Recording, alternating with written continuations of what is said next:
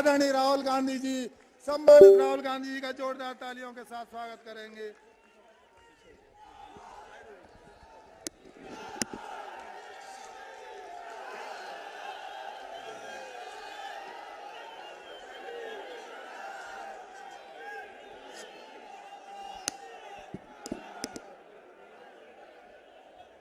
Jitendra Singh ji,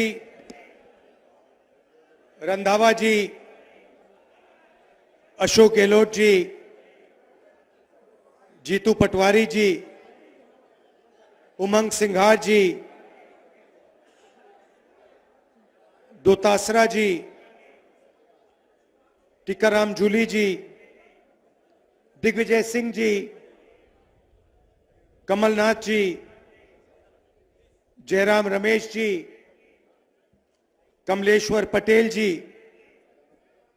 stage पे Congress party के वरिष्ठ नेता, भाई और बहनों, हमारे प्यारे कार्यकर्ता, आप सबका यहां बहुत बहुत स्वागत, नमस्कार।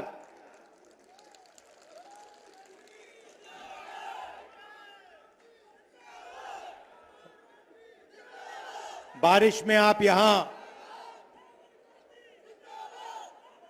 भीग रहे थे, तब भी खड़े रहे।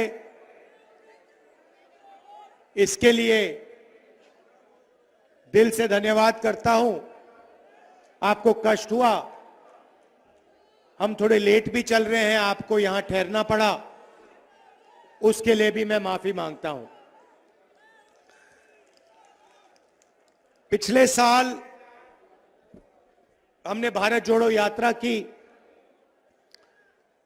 कन्याकुमारी से कश्मीर तक चले, 4000 किलोमीटर चले,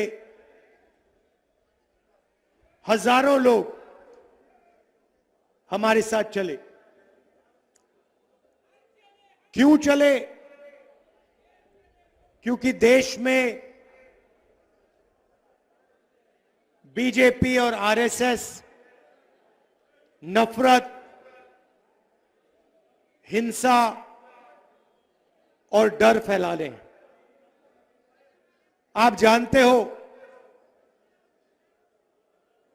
कि विपक्ष की बात मीडिया में तो आती नहीं है, नहीं आती ना? आती है? नहीं आती। तो हमने सोचा सीधा जनता के बीच में जाकर अपनी बात रखें, और इसीलिए आजादी के बाद शायद कोई 4000 किलोमीटर की यात्रा किसी पार्टी ने करी, और उस यात्रा का बहुत फायदा हुआ, क्योंकि देश में जो दो विचारधाराओं की लड़ाई है, नफरत और मोहब्बत के बीच में जो लड़ाई हो रही है, अहिंसा और हिंसा के बीच में जो लड़ाई हो रही है, वो लोगों को बिल्कुल साफ दिखाई दे गई। एक तरफ बीजेपी के लोग एक धर्म को दूसरे धर्म से बांट रहे हैं, एक जात को दूसरी जात से बांट रहे हैं, एक प्रदेश को दूसरे प्रदेश से बांट रहे हैं, और दूसरी तरफ कांग्रेस पार्टी सबको एक साथ लाने की कोशिश कर रही है, और यात्रा से एक लाइन में कांग्रेस पार्टी की पूरी विचारधारा एक लाइन में आ गई। नफरत के बाजार में मोहब्बत की दुकान खोलती है कांग्रेस पार्टी। अब बहुत सारे लोग आए हमारे पास, उन्होंने कहा देखिए, आप कन्याकुमारी से कश्मीर तो चले, मगर ऐसे बहुत प्रदेश हैं जहां आपने अपना मैसेज, अपने विचार नहीं पहुंचाए। बंगाल है, असम है, नॉर्थ ईस्ट है, उड़ीसा, झारखंड, छत्तीसगढ़, गुजरात। तो बहुत सारे लोगों ने कहा कि आपको वहां भी जाना चाहिए, एक दूसरी यात्रा होनी चाहिए, मणिपुर से महाराष्ट्र तक। और हमने ये बात मान ली और इसलिए मैं आज आपके सामने यहां खड़ा हूं। आपको एक फायदा हुआ कि मध्य प्रदेश एक प्रकार से देश का जो दिल है, उसमें से दोनों यात्रा निकल रही है। इसमें हमने एक और शब्द जोड़ दिया। पहली यात्रा भारत जोड़ो यात्रा थी, दूसरी यात्रा में हमने न्याय शब्द जोड़ दिया। पहली यात्रा में जब हम चल रहे थे तो मैं लोगों से पूछ रहा था कि देश में ये जो नफरत फैलाई जा रही है, जो हिंसा फैलाई जा रही है, इसका कारण क्या है? जरूर बीजेपी फैलाने का काम करती है, मगर ये जो कर पा रहे हैं इसका कारण क्या है? और सब ने मुझे जवाब दिया, इसका कारण अन्याय है। अलग अलग तरीके के अन्याय हो रहे हैं। युवाओं के साथ बेरोजगारी, किसानों को सही कॉम्पेंसेशन नहीं दिया जाता, सही दाम नहीं दिया जाता। तो अलग अलग तरीके के अन्याय हो रहे हैं, इसीलिए भारत में नफरत फैल रही। तो इसलिए हमने ये शब्द अपनी यात्रा में जोड़ दिया, भारत जोड़ो न्याय यात्रा। आप जानते हो, क्योंकि अन्याय आपके साथ हो रहा है। सबसे बड़ा आर्थिक अन्याय, आप जानते हो कि इस देश में 22 ऐसे लोग हैं जिनके पास उतना ही धन है जितना हिंदुस्तान के 50% आबादी के हाथ में है। 22 लोगों के हाथ में उतना धन है जितना हिंदुस्तान के 50% के नागरिकों के हाथ में है।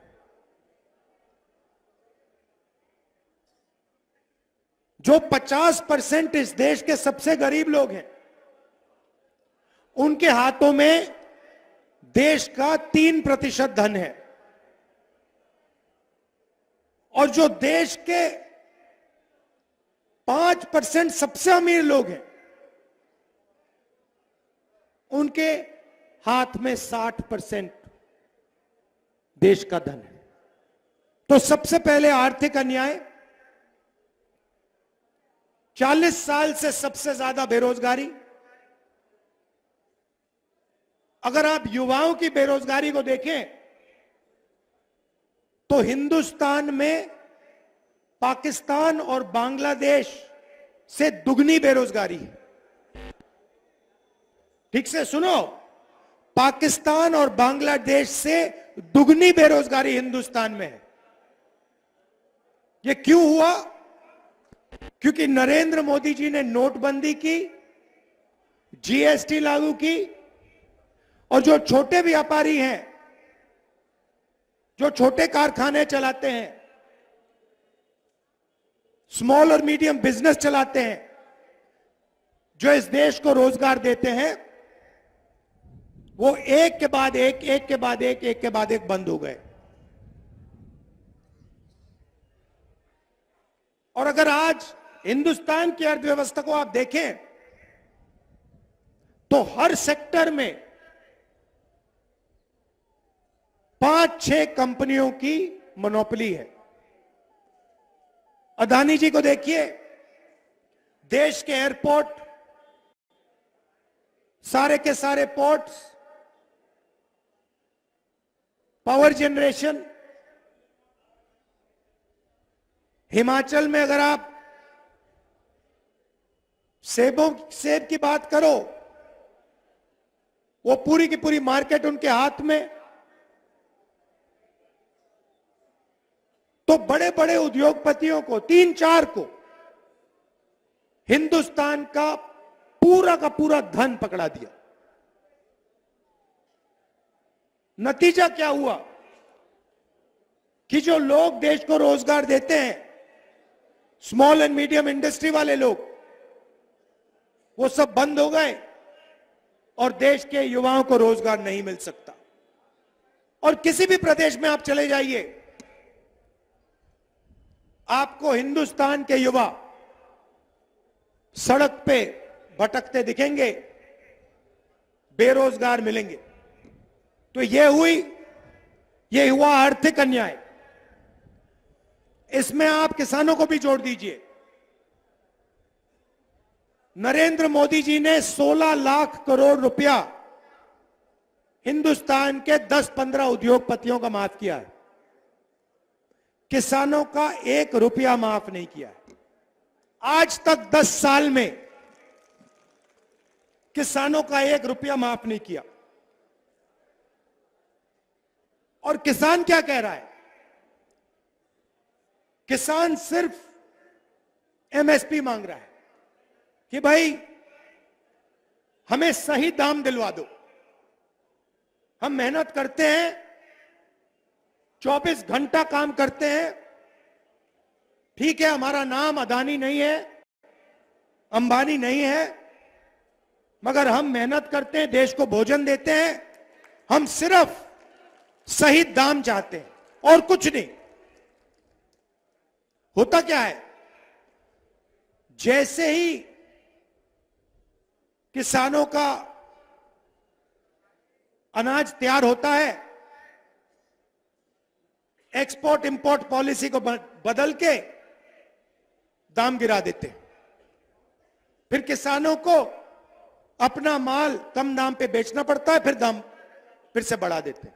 तो किसान सिर्फ कह रहे हैं हमें गारंटी दीजिए, कम से कम हमें एमएसपी चाहिए और कुछ नहीं। बीजेपी के लोग कहते हैं एमएसपी नहीं मिलेगी। मैं आपको यहां कह रहा हूं, जैसे ही दिल्ली में कांग्रेस पार्टी की सरकार आएगी, हमने मैनिफेस्टो में लिख दिया है, लीगल एमएसपी हिंदुस्तान के किसानों को हम दे देंगे। तो ये हुआ आर्थिक अन्याय। अब इसमें आप सामाजिक अन्याय जोड़िए। इस देश में 50% पिछड़े लोग हैं, 15% दलित हैं, 8% आदिवासी हैं। कितना हुआ? 73% लोग या पिछड़े हैं, या दलित हैं, या आदिवासी हैं। और आपकी भागीदारी कहीं भी नहीं है। आप हिंदुस्तान की सबसे बड़ी कंपनियों की लिस्ट निकालो, मैंने निकाली है, उनके मालिकों के नाम देखो। 73% आबादी में से आपको एक मालिक नहीं मिलेगा। फिर सीनियर मैनेजमेंट की लिस्ट निकालो, उसमें भी आपको एक व्यक्ति नहीं मिलेगा। मीडिया में जाके देखो, मीडिया की बड़ी कंपनियों की लिस्ट निकालो, मालिकों के नाम निकालो, आपको नहीं, ठीक है, आपको एक मालिक नहीं मिलेगा 73% से। बड़े बड़े रिपोर्टर्स के नाम निकालो, इन्फ्लुएंसर्स के नाम निकालो, वहां भी 73% में से आपको एक नहीं मिलेगा। ठीक है, पता नहीं, शायद पिछड़े लोग, दलित, आदिवासी भागीदारी नहीं चाहते, बड़ी बड़ी कंपनियों के मालिक नहीं बनना चाहते, मीडिया में भागीदारी नहीं चाहते। चलो तो फिर बड़े प्राइवेट कॉलेजेस को देखो, प्राइवेट यूनिवर्सिटी को देखो, उनके मालिकों में आपका एक आदमी नहीं। सेंट्रल यूनिवर्सिटी के प्रोफेसर्स की लिस्ट निकाल दो, उसमें आपके 73% के 10% लोग हैं, और वो भी छोटे छोटे प्रोफेसर। ब्यूरोक्रेसी में देखो, हिंदुस्तान की सरकार को 90 लोग चलाते हैं, आईएएस अफसर हैं, हिंदुस्तान के पूरे बजट को बांटते हैं। उनकी लिस्ट निकालो, 90 में से 3 पिछड़े वर्ग के हैं, 1 आदिवासी है, 3 दलित हैं। और जब बजट को बांटने का काम आता है तो उनको कोने में बैठा दिया जाता है, कोने में बैठा दिया जाता है। कहा जाता है देखो तुम लोग ज्यादा बकवास मत करो, इधर बैठो। 73% को कोने में बैठा दिया जाता है, छोटी छोटी मिनिस्ट्री दी जाती है। देश का 6% बजट, 6% बजट का निर्णय आप लोग लेते हो। तो प्राइवेट कंपनियों में 73% नहीं है, मीडिया में 73% नहीं है, शिक्षा में 73% नहीं है, स्वास्थ्य में 73% नहीं है, तो आप हो कहां? मैं बताता हूं आपको। मनरेगा की लिस्ट निकालो, मजदूरों की लिस्ट निकालो, उसमें आपके नाम दिख जाएंगे। जितने देखने देख लो। कॉन्ट्रैक्ट लेबर की लिस्ट निकालो, उसमें आपके नाम दिख जाएंगे। सफाई कर्मचारियों के नाम निकालो, उसमें आपके नाम दिख जाएंगे। तो ये नरेंद्र मोदी जी कर रहे हैं। एक तरफ सामाजिक अन्याय, दूसरी तरफ आर्थिक अन्याय। किसानों को कुछ नहीं देते, मजदूरों को कुछ नहीं देते,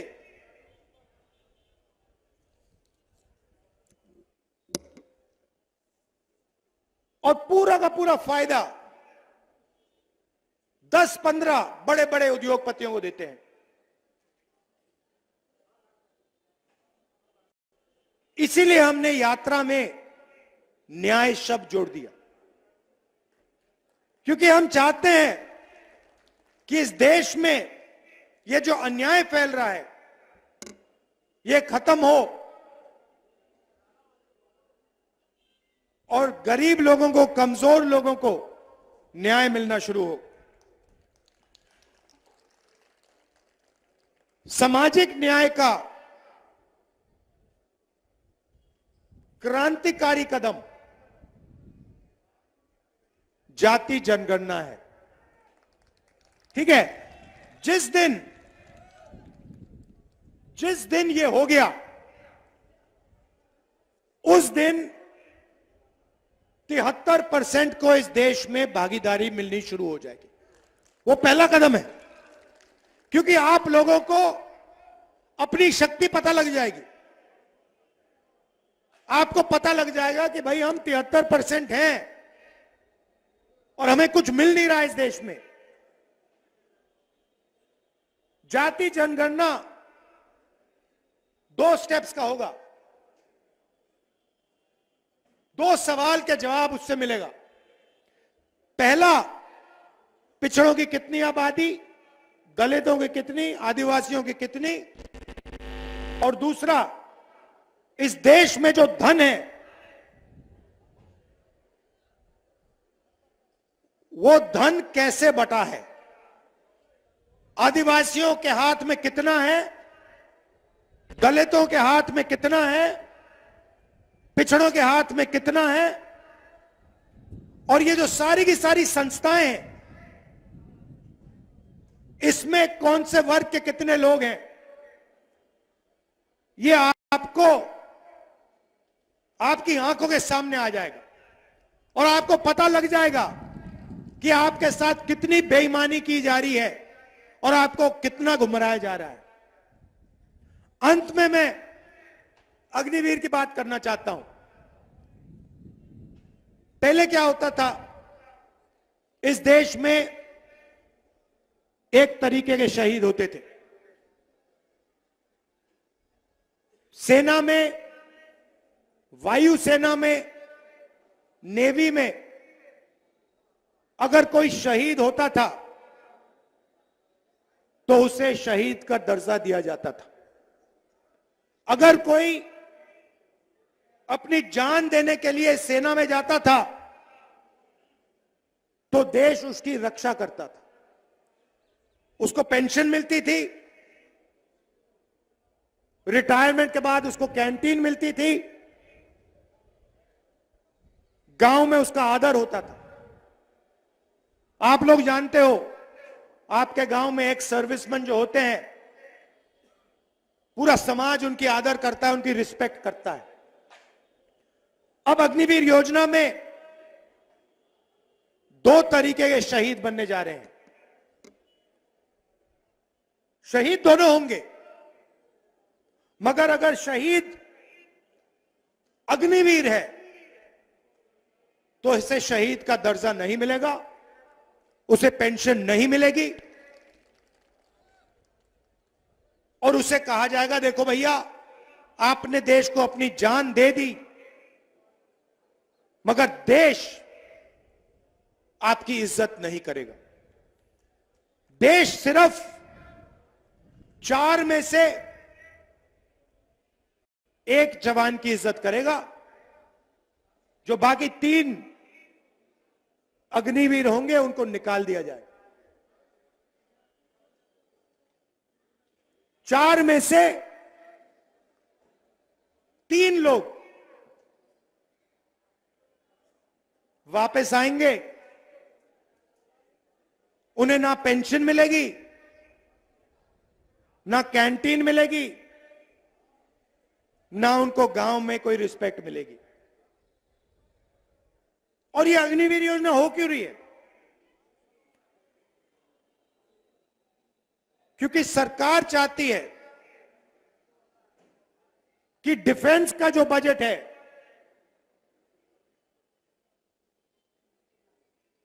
वो जवानों का ना मिले, उनकी पेंशन में ना जाए, उनकी ट्रेनिंग में ना जाए, मगर बड़े बड़े उद्योगपतियों के बैंक अकाउंट में जाए। आप अदानी जी को देखिए, आज पहले क्या होता था, हिंदुस्तान के हथियार ऑर्डिनेंस फैक्ट्री में बनते थे, गोला बारूद ऑर्डिनेंस फैक्ट्री में बनता था, एचएल हवाई जहाज बनाता था। अब क्या हो रहा है, एचएल को परे कर दिया। अदानी जी अब हथियार बनाएंगे, बारूद बनाएंगे,